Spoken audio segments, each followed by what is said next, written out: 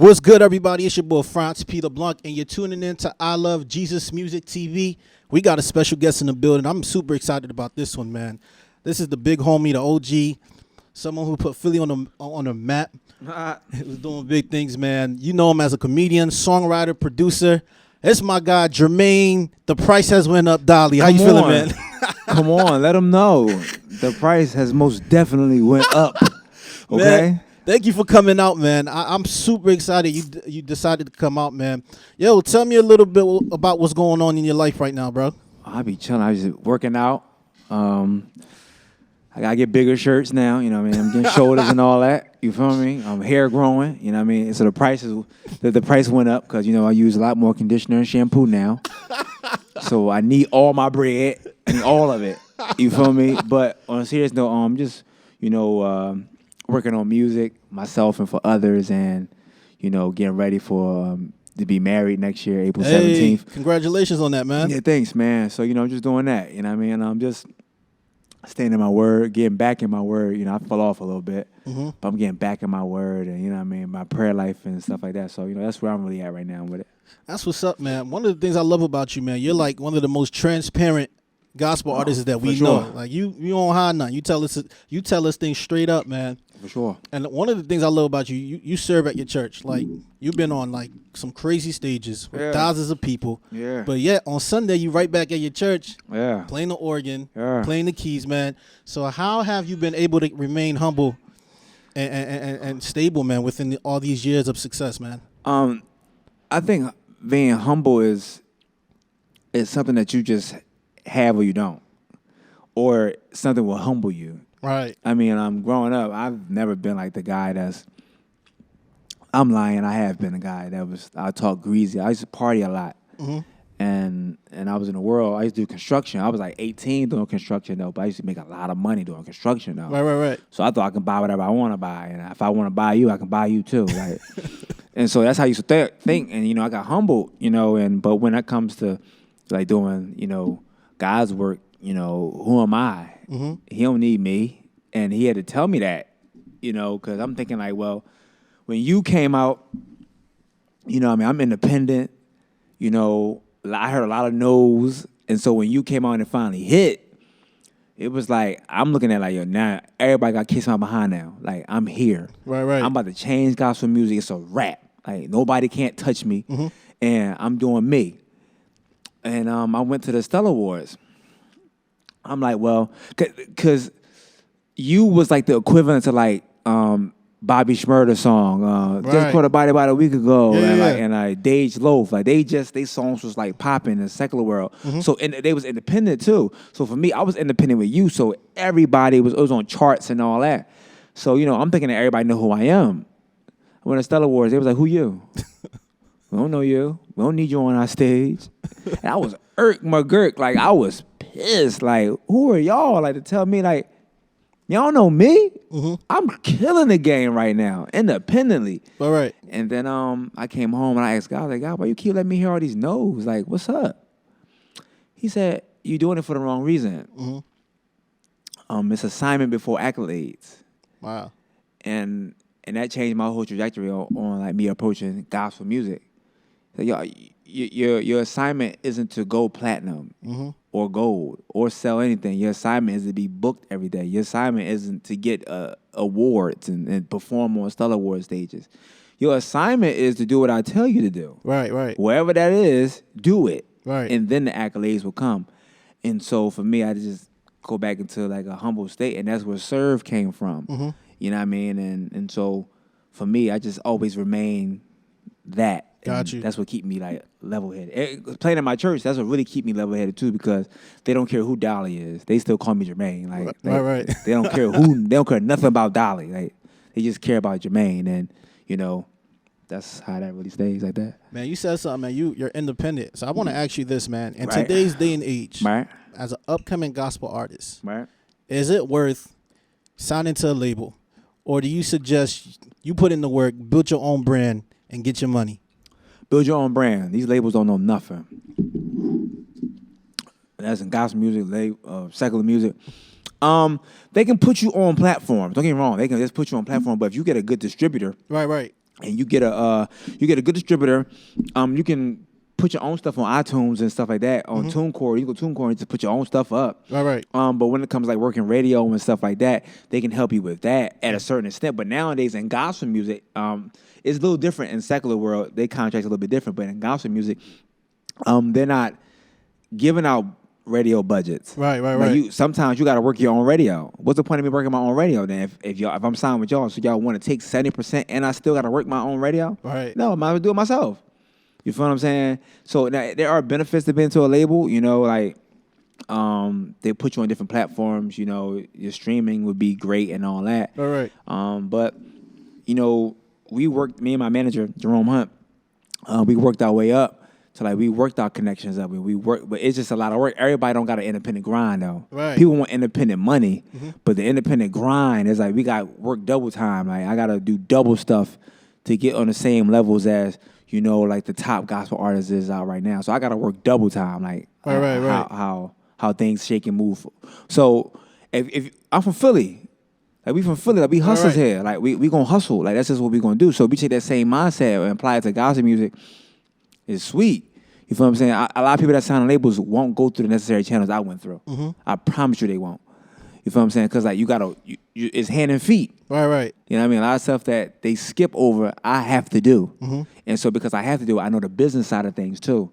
So you're not gonna hit me over the head with hey, we want to pay you this, but you gotta do this. No, that's dumb. I'm not doing that. Because I know how much this costs. I know how much that costs now too. So yeah, like, it's benefits to being well labeled and it's benefits to not being well labeled. But I would suggest to be independent, get a distributor, and get a publicist. Got you. That's all. So let me ask you this, man, because your career has literally, I feel like it skyrocketed like overnight. Like you came out and it was major. Right. And you would do certain things. You would go out and sing and do you for like 30 seconds and stop and just stop. And everybody like, yo, keep going. You're like, nah. wait till the single drop. Right.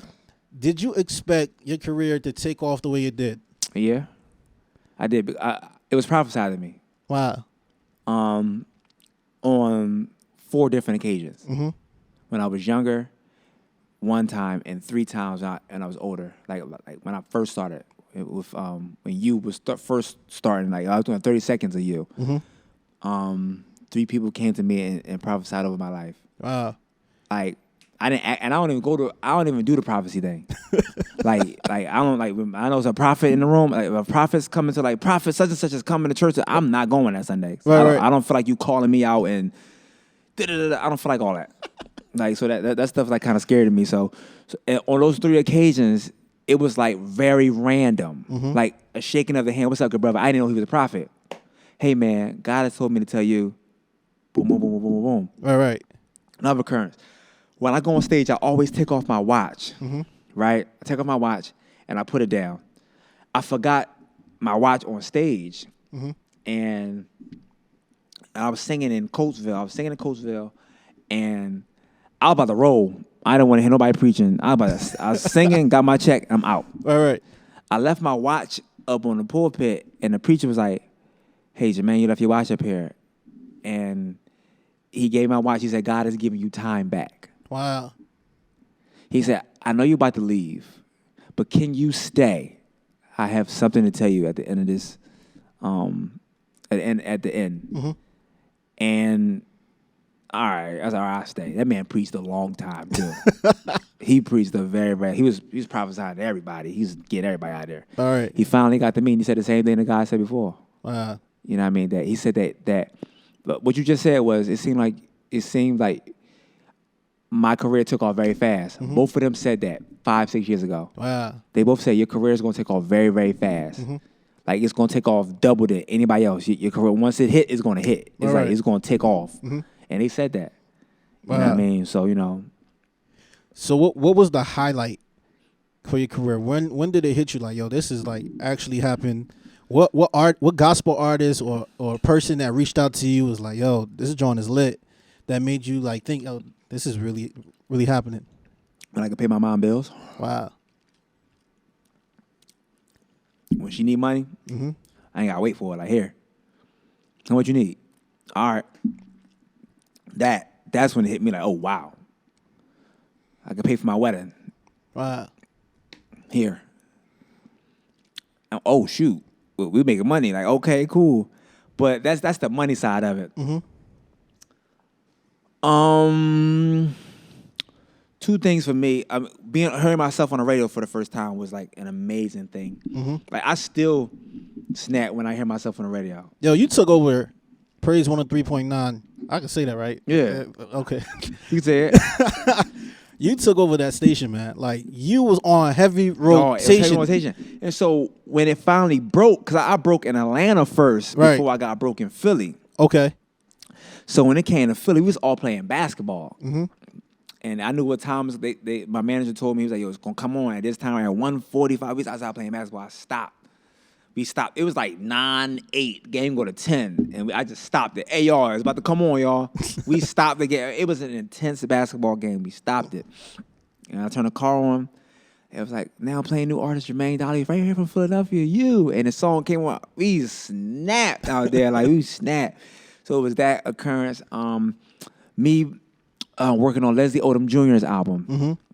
Y'all know who Leslie Odom Jr. is. He's the black guy that played in Hamilton. He was the lead actor in Hamilton. Yeah. He's also a singer as well. Mm-hmm. And so he became a fan of me off of Instagram. Wow. So he reached out. On Instagram and said, hey, I got a concert in Philly. I want you and your lady to come. Mm-hmm. I'm inviting y'all out.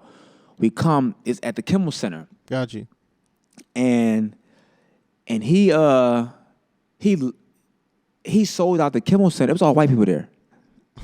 Because of Hamilton, you know what I mean? And like he also does Nationwide is on your side. The black guy, that's him. And so he sold out the Kimmel Center with white people. I'm like, it's me, Nay, that's my fiance, and his mom and his aunts. We the only black people in here. He said, yo, come to the back.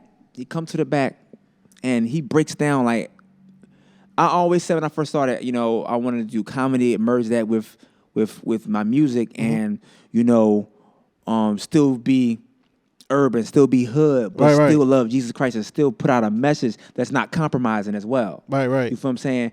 And it seemed like nobody in the gospel music industry was getting that.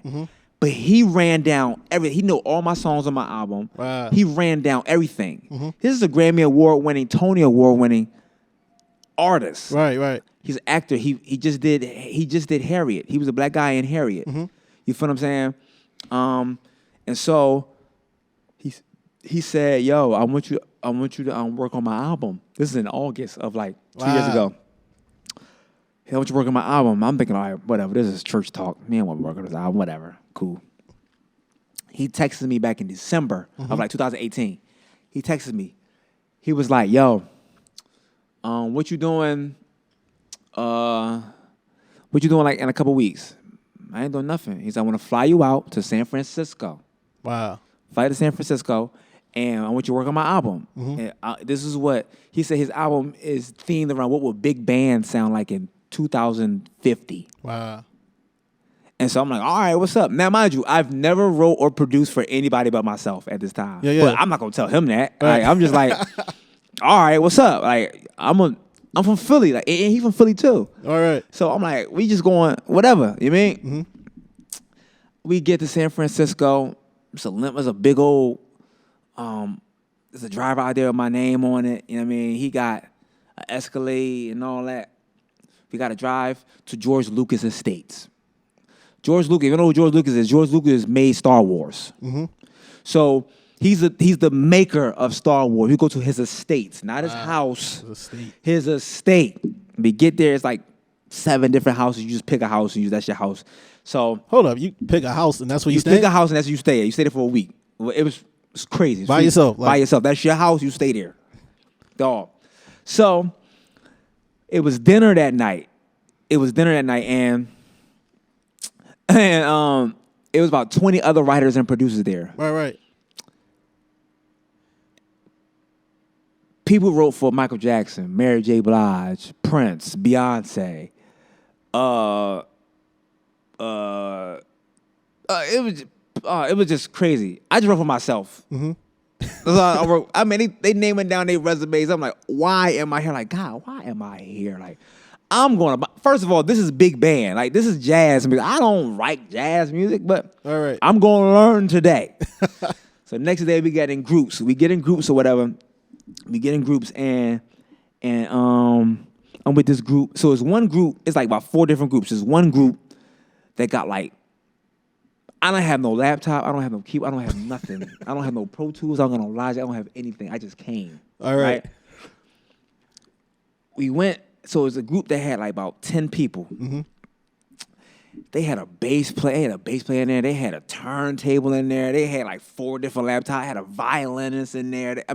They had I thought they about to go to work over there. Mm-hmm. I'm in a group with this girl and this guy. This guy wrote for Khaled. Yeah. He wrote for that. Send me your location. He wrote send me your location. He wrote some of that. I'm in a group with them. So because I never did nothing like this, I'm just falling back and letting them do their thing. Right.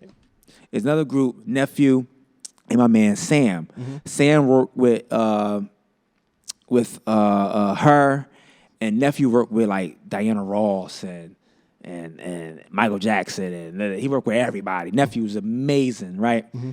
They making a beat over there in the song, killing. They killing, right? Another group is Ray Angry, played with the Roots, all that. Top 10 songs on Billboard.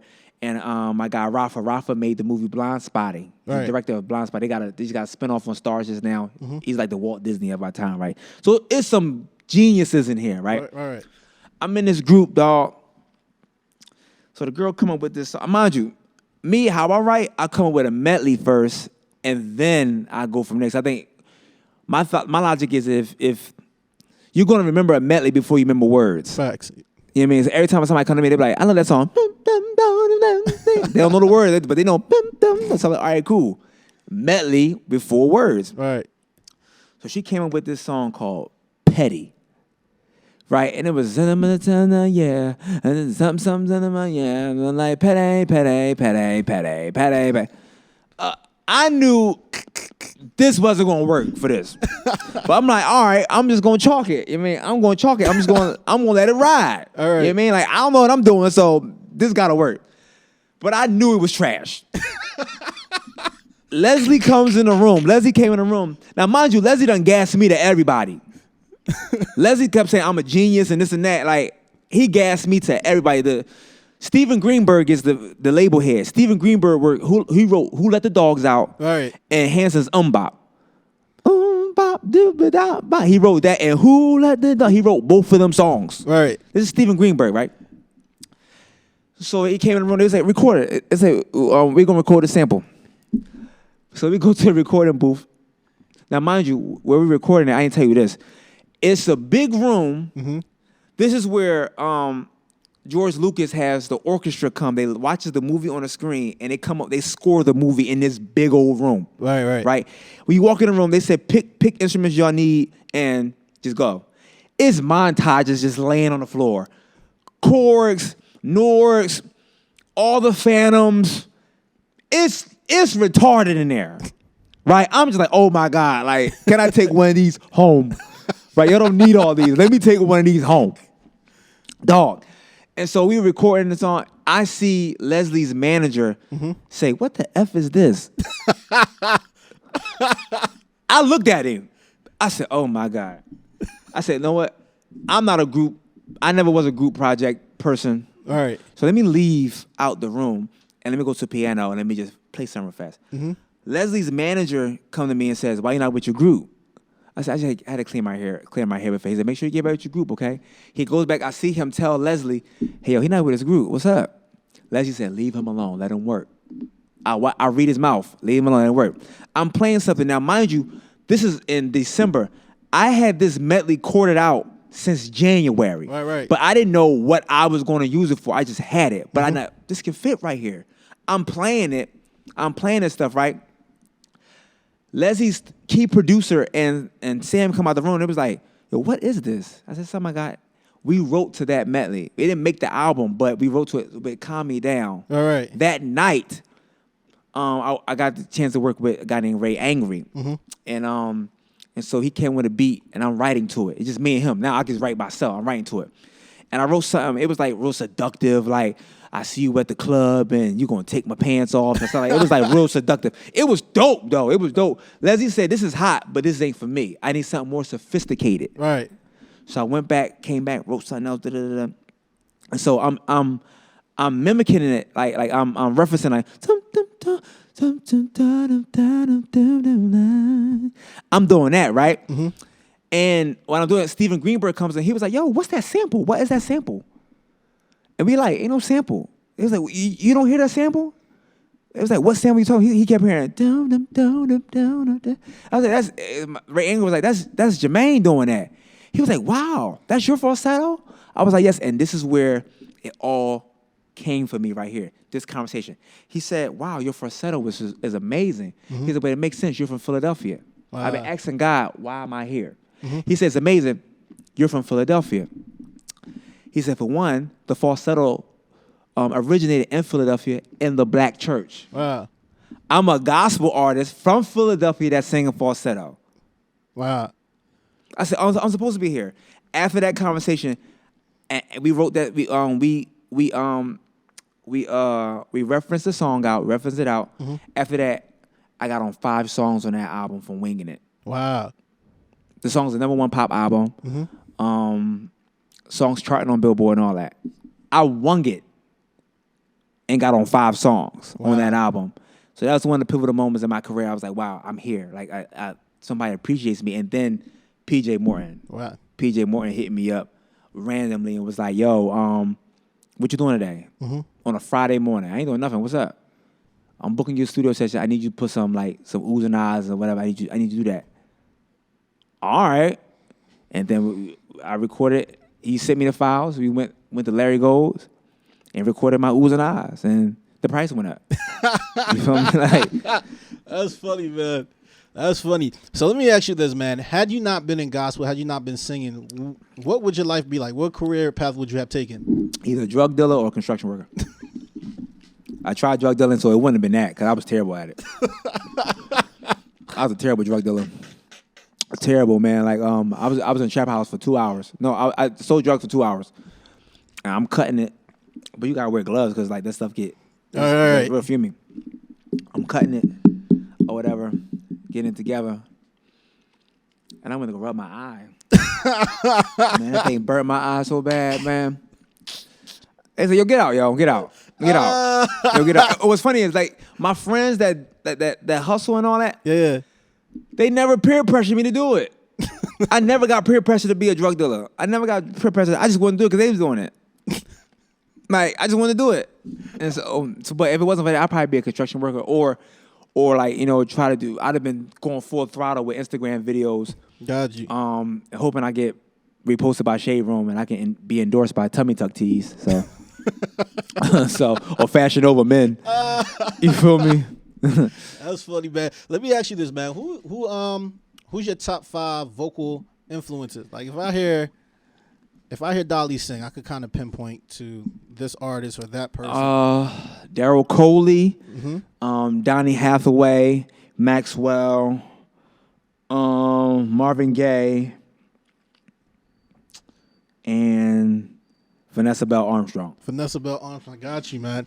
So you got the chance to do something that a lot of people would love to do, man. You got a chance to tour with Ty Tribbett, sing back up for Ty Tribbett. In fact, one of my favorite videos is you and Ty shouting at Mount Zion. Yeah. Sliding across that floor. Sliding across that floor, man. Yeah. What lessons did you learn singing behind Ty? And what has Ty taught you, man, about prayer life and being in my word?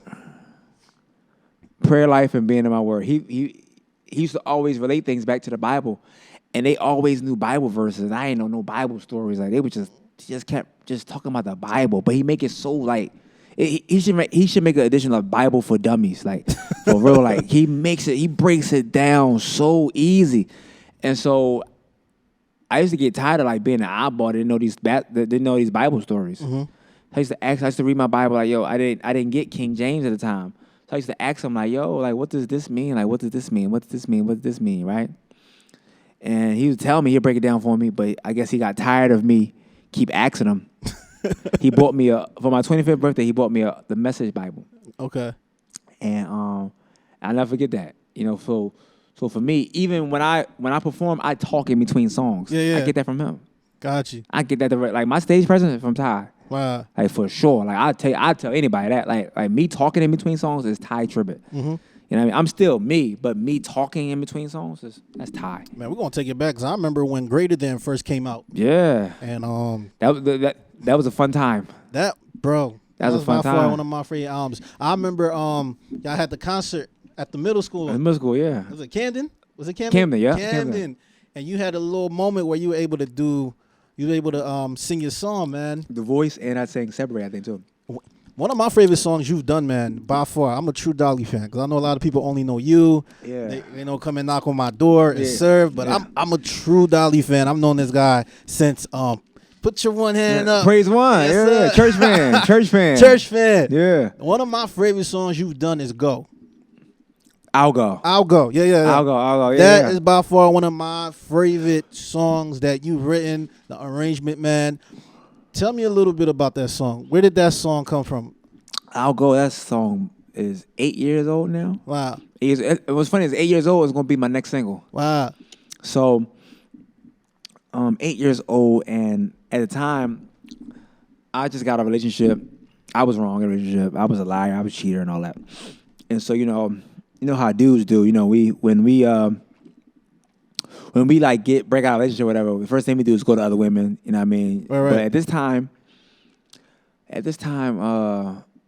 I was getting played by a lot of women. Like I was getting really played. Like I'm talking about played. And I consider myself a cool guy. Like Yeah. I mean, it was bad. Like it was super bad. But it was God wanting to get my attention. All right. To what I'm doing now. Mm-hmm. And so I'm laying in the bed. I'm praying and all that. I'm like, God, please let me get her back. Oh, God, please let me get her back. I'm so sorry. Let me get her back, right? I'm crying and everything. And Avatar is on. Mm-hmm. Avatar is on HBO. I lie to you not, man. Avatar got these strings at the credits. It's these strings at the end. And some kind of way I was singing, I was like, again, I do medley first, and then I put words. And I just start crying. Like I'm bawling. I don't have a word to first. I am bawling. Avatar. Bawling, right? I said, let me get up and go to church and let me chord these out. Mm-hmm. So I went to the church and I chorded everything out, wrote it. And even when it was on my mixtape, Hello Dolly. Yeah. Hello Dolly mixtape. This is what I was talking about: bad vocals, bad mix, everything. When I let people hear the song, people will cry. Wow. People will cry. Like, I mean, really boo-hoo cry after hearing the song. So I was like, wow, this must be a good song. Mm-hmm. And so I sat on it for 8 years, and now we're going to release it as a single now. Yeah, I can't wait for that one. That's like. And so, and what's crazy is, knowing the gospel music industry too, if I would have came out with that song first, people would have expected me to be like a CCM type artist. Wow. See what I'm saying? Mm-hmm. So after that, it's like, well, what's the next worship song? So we hit them with something so far left that when we come back right, it's like I can do whatever I want to do. If I want to go back left, I can go back out left because we already got you come and knock on our door, serve, waiting, pull us through. Mm-hmm. Now we can go to the I'll go. So now we killing every aspect of gospel music. You want worship, we can do that. You want far left, we can do that. Mm-hmm. You want regular in the middle, we can do that. I want to ask you a question because you just said something, man. Because there's a battle going on, and we got the older generation and the younger generation. We got older generation is pro gospel. Right. Like, don't give me nothing else but the hymns my ancestors sing. Right. Then you got another generation. Like, I'm a little CCM. We're going to add a little gospel to it, man. Right. What's your opinion on the whole CCM and gospel battle? Me personally, I think that CCM is a money grab for black people because it's the more popular thing right now, and so a lot of people are gravitating to it because like the industry is not accepting, it's not willing to, it's not more so accepting to outside thinkers. Right. You feel what I'm saying? Because that CCM sound is a money grab. Mm-hmm. Your top 4 gospel artists, 3 out of those 4 do CCM type music. Tasha Cobbs, Travis Green. Your top 4 right now is Tasha Cobbs, Jonathan McReynolds, Travis Green, Todd Delaney. Yeah. They are top 4 gospel artists right now. Mm-hmm. 3 of those do CCM music. Right. All of them have acoustic guitars. Yeah. So that's the top. And there's nothing wrong with that. There's nothing wrong with that. But you see that labels aren't accepting like a kid that would do falsetto. Right. I sat down with every label. We don't know how to market you. Wow. You know what I mean? Now you know, people are getting more receptive to other stuff. But when I was coming up with them in that same bracket, they didn't know what to do with me. Right. So, you know, it's forced because people want to get in. Got you. And once you get in, it's hard to like really change it because people are expecting you to be this 1, 4, 5. That's it. Mm-hmm. You feel what I'm saying? Whereas, you know, I think that, you know, I think people focus on more being more authentic and just battle what you got to battle with and just do your assignment. Just be authentic. Right. Like, I'm me. Mm-hmm. Like, I don't, if God get, like, I'll go, we been had I'll go. Right. Like, I'll go was made when the CCM sound wasn't that. Right. So when it comes out now, it ain't like I'm switching over to a sound. That song 8 years old. We just sat on it. Right. You feel what I'm saying? So, you know, it's just that type of stuff. For me, I'm more so about being authentic. Mm-hmm. Like, Dante Bowe. Yeah. He's him. Facts. I like it. Mm-hmm. I don't really like CCM music. Like, I like the concerts, but I can't listen to a whole CCM album. Like, if it just stays there the whole time, I can't listen to that all day. I can't. Now, if I go to a concert, I love Carrie Job. I will go to any Carrie Job concert. Love her. But to like, matter of fact, I can listen to Carrie Job all day too. But like a lot of these CCM artists, I can't listen to because it just be boring. I'll keep it a buck with you. Like, it just be, I like now, when Daryl Walls does worship music, not only is he anointed, but he's going to give me everything I need. This is Daryl Walls, bro. Yeah. Come on, bro. Aubrey, what's it about? Aubrey Osbury. What's his name? Asby. Him. Gonna give me everything I need. All right. You feel what I'm saying? That type of, I'm with it. I can listen to that. But like majority of people, like I gotta go to a concert. I gotta be in the mix. Right. To really get with it. But like if you authentic, like Dante Bowe, he's authentic. I can listen to Dante Bowe because that's just him. Facts. That is him. You feel what I'm saying? Todd Delaney, I can listen to Todd Delaney because that's him. He's gonna kill his world. Like they gonna kill that. But a lot of people just come into the game because free thinking is not what the industry accepts. So they get discouraged and just think, let me just make this worship song that, you know, like you got to think in CCM world, they writing is totally different. Facts. Like they write like listen to Indescribable. Indescribable, that song, like the lyrics in that song. Someone said this to me, man. They're writing from a whole nother perspective of life. Because how we live and how we grew up is completely different than how they grew up. Exactly. So we coming in from we knowing God for a way maker. We know because we needed him to do that. They just adore him. Like, you know what, God? The grass is green. And we thank you for having this green lawn. Us is like, I'm about to die. And God didn't let me die. Thank you, God, but then let me die. They over there like, you know what, God? I have plush carpet, and we thank you for that, Lord. Breathe on me.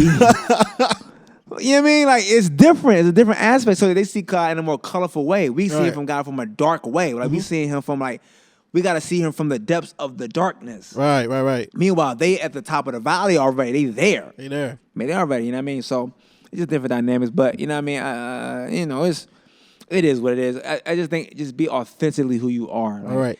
I grew up on Todd. Like Todd to me is the GOAT, and he got Kirk. Yeah. So I grew up with that sound, that creativity. Yeah. I need the band. I need it. I need the band. I need the singers, man. Yeah. And I feel like there's some artists lost that creative aspect. Yeah. To writing and approaching a song. We don't hear that no more. Yeah. I don't remember. You don't really hear a verse. You don't really hear verse, chorus, bridge, chorus. You don't hear nothing that makes you go like, wait a minute, what's going on? Right. You know, so I mean, Jonathan Reynolds has that effect. Jonathan Reynolds to me is the best writer of our generation right now. Facts. You know, the songs that he has, like Cycles. I still cry out for Cycles. People don't talk about this song, Comparison Kills. Nah, his writing game is... Comparison Kills is... That's an amazing song. You feel what I'm saying? You know what I mean? Just his writing, you know, like, even on his new album, People, like, you know, the songs he has, Cathedral and And he's just an amazing writer. Dante Bowe's another one. He's one of the best writers of our generation. Daryl Wall's another good one. Chandler coming up. Chandler's another one that's just like that's dope. You feel what I'm saying? So, I think those are the ones that they really sit down and like write. Like, you know what I mean? So, I'm gonna tell you how much of a Dolly fan I am, man. When are you ever gonna do a song, or do you want to do a song with Emily King? Come on, man. You already know. You know. You put me on Emily King, man. I would love to do a song with Emily King. That's on my bucket list. Do a song with Emily King. You put me on Emily King. You put some on your Insta story, and I'm like, yo, what is this? Dog, Emily King is amazing. She's second to none to me. So that's one person you would love to collab with on your bucket list. Give me like 4 more. I don't really got too many. I don't. It would just have to hit me like Miranda Curtis. Mm-hmm. That just hit me like I heard Leanne. Now I want to produce and write for Leandra Johnson. Right. And I had the opportunity, but I dropped that ball. Mm-hmm. I dropped the ball because I didn't have stuff ready. But now I got stuff ready now. I would love to. She hit me. She hit me up. Leandra was one coin clip away of being on Pull Us Through. Wow. You see what I'm saying? So it's more so who I want to work with, like who I want to write for, produce for, on that type of time. I would love to write and produce for Leandra Johnson. There's anybody I want to write and produce for, it's for Leandra Johnson. Got you. I love to write and produce for her. But if anything else come, it just come. Like, but there's one person that who I want to write for is Leandra Johnson. Wow. One of the things I love about you, man, is your Instagram skits. Yeah. By far one of the funniest guys I know on the gram, man. Have you ever considered, or something you ever think of, writing your own sitcom or get into that field? Yeah, due time. For sure. Definitely, man. For sure. Last question, man, and we're going to end it for the day. What advice would you give to a young up-and-coming gospel artist who's still trying to figure out the ins and outs? They got a couple of hits. They don't know which direction to go. Right. What advice would you give to them? Keep Jesus Christ first and you never be last. And people, I say that, people are like, that's so easy to say. No, it's just real life. You have Bible verses in the Bible that speaks on that. But seek ye first the kingdom of God and his righteousness, and all these things shall be added unto you. Trust in the Lord with all your heart and might, and lean not to your own understanding. In all thy ways acknowledge him, and he shall what? Direct your path. Right. One of the best ones, we grew up on this in Sunday school. What is it? Oh, my God. I can do all things through Christ that strengthens me. Facts. I can do all things through Christ. The key word in that is through. And it wasn't until I got a grown man until I realized that, wow, this verse is really powerful. Mm-hmm. The key word in that is through. In order to go through something, it has to be in front of you. Mm-hmm. So I can do all things through Christ that strengthens me. So you take, I can do all things, take that out, put a blank line there. Right. And put whatever it is you want God to do for you through Christ that strengthens me. Right. I want to be a gospel artist through Christ that strengthens me. Wow. You feel what I'm saying? And that's how I got to where I'm at right now.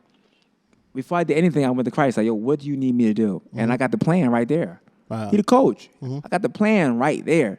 He tells me, all right, this is what you do. Cool. Now, it's up to you to have the endurance to go through whatever you got to go through. Yeah. But he gave you the plan. Facts. He gave me the plan. He gave me the plan already. So, I just encourage everybody. And if you got a call on your life, just keep putting Christ first. Got you. You keep putting Christ first, and then you never be last. I know. I said this was the last question, but I promise this is the last one. Let me do my preaching thing. I'm ready. I'm getting ready to close. Who's going to win the versus battle, man, against Chris Brown? You got a couple people. I want to get your opinion on this, man. There's a couple people I want to see you do the versus battle, but I don't know who could really go against him. Chris Brown? Yeah, Chris Brown. That's one. Usher. You think so? Yeah. Nah, bro. Confession's going to demolish Chris, bro. That's what I'm saying. Everybody wanted Usher and Chris Brown. And everybody saying Chris Brown will kill Usher. Nah. Confessions alone got 20 songs. 20 hits. That album went diamond.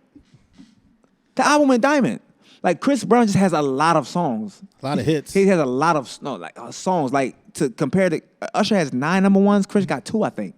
Yeah. So off that alone, I'm not talking about fan favorites. I'm talking about actual Billboard charting hits. Yeah. Confessions went diamond. That's 20 songs right there that has went diamond. There's nothing else to say about that.